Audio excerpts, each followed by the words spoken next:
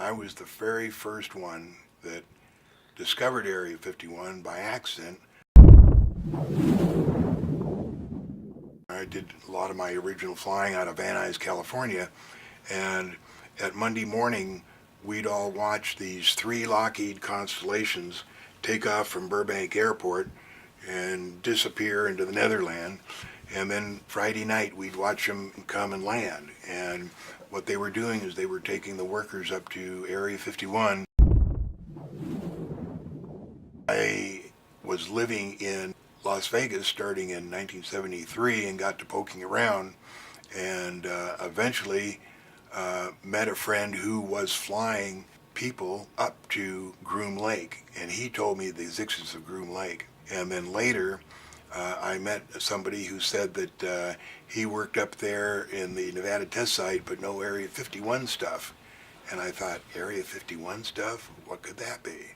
And then I found out that Groom Lake was in Area 51, and that was the center of everything. Because that's their agreement with the ETs. They get all this super advanced technological equipment if they help keep the secret of the ETs. And so the government doesn't want anybody to know anything about what's going on there. They get them by Boeing 737, which is operated by Special Projects of EG&G. The airplanes are 737s bailed from the Air Force, and I think there's 5 or 6 of them. 30 years ago, they built a new base between the Tonopah Test Range and Groom Lake.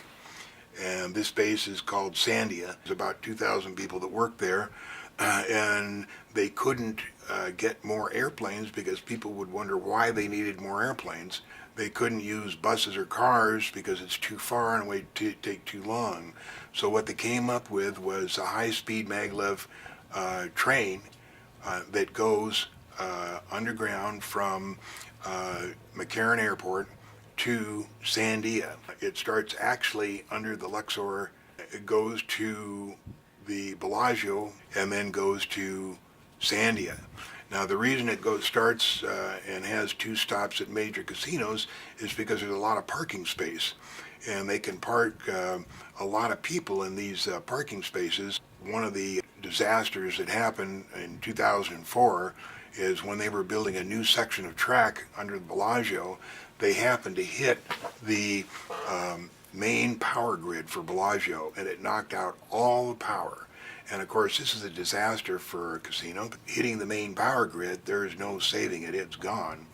And so the Bellagio Hotel and Casino was shut down for 3 days. They had to clear the Nevada Energy people who had no idea that there was this kind of construction going on under the Bellagio to help get this grid going again. They got it going after 3 days and back in service, but there was never any explanation in the paper or anywhere else as to exactly what caused the power outage for 3 days at the Bellagio.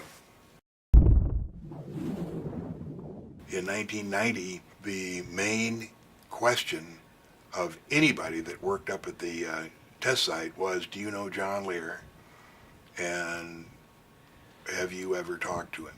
And they were trying to find out where I was getting my information, which was, you know, just listening to the stories and putting 2 and 2 together. This is December 6th, 1988. He always came over in the evening and we'd sit and talk about different things. And he said, I saw a disc today. And I said, what? He said, I saw a disc. I said, theirs or ours? He said, theirs. I said, you went to Area 51? He said, yep. I said, then what are you doing here, Bob? Why don't you just keep quiet and find out all you can and then let me know. They're obviously going to follow you up here. He says, John, I've seen you take so much baloney over the past few months that I wanted to tell you it's true. I saw it, I touched it. It's real. It's extraterrestrial. We all got caught up at the test site watching one of the saucers fly. He got fired over that. And The only reason we kept him alive was we introduced him to George Knapp at Channel 8, and George Knapp did a interview on the 5 o'clock news, and Bob told all about what went on there. So it would be very hard for them to bury him in the desert after he'd just come out with a story like this. Something happened, either it was the Lazar incident or something, where I stopped getting messages, tips, all kinds of information from Area 51. It all just stopped. So I don't know what happened, but no more information came.